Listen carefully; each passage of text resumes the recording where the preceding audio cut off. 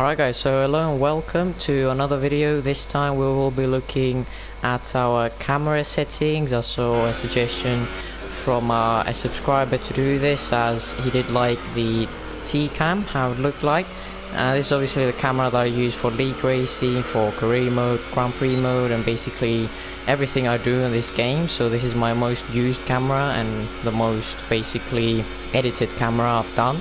Hopefully it looks nice. I like it. As you can see, both the helmet a bit, the halo doesn't actually cover a lot of the screen, because if you have the camera a bit further down, it does actually go on the screen a bit too much. I'm gonna show you the settings right here. I actually had the field of view to about minus 0.35, I believe, so it looks something like this.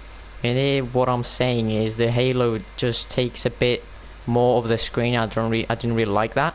Whereas with minus 0.10, it doesn't actually affect you that much. So you can actually see the helmet, you can see the steering input. So I like to have it like this.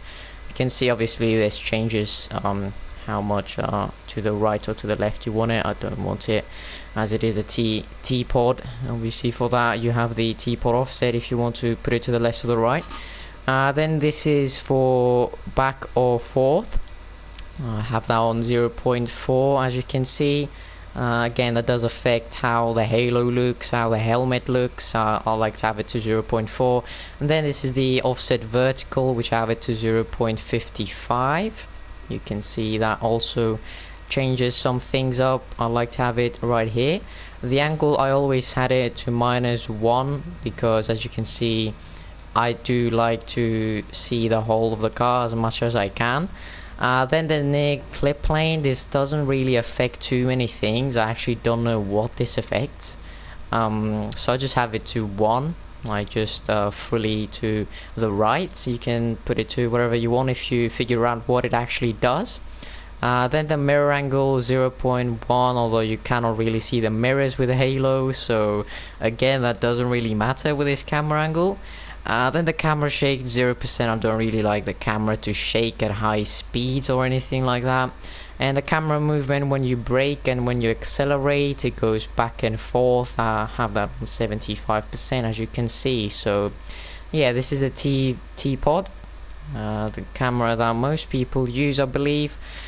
And yeah, hopefully you like this one, and we're gonna move straight into the TV offset, as this is I guess the second most used camera angle. It's not too bad, as you can see. The helmet again, the steering wheel, and the front wing as well. So this is actually a pretty nice camera. I have the field of view, a bit less field of view, minus 0.35 here, as you can see.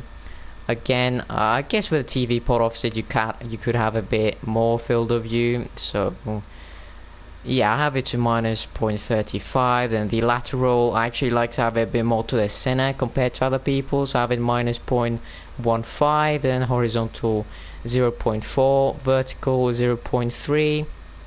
You can actually adjust that a little bit, as it does look pretty okay differently here.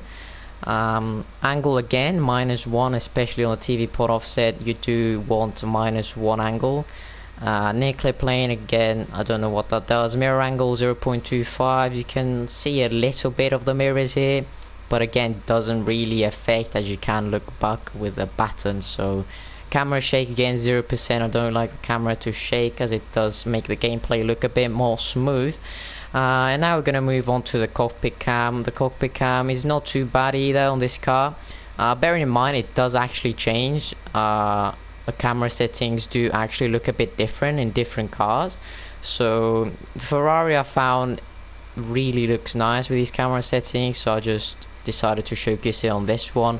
But you can move these a bit around on different cars. They're not actually that much different, but you will see a small difference. So cockpit cam, you can see the field of view minus 0.15. You can change that around if you want to see the mirrors and stuff.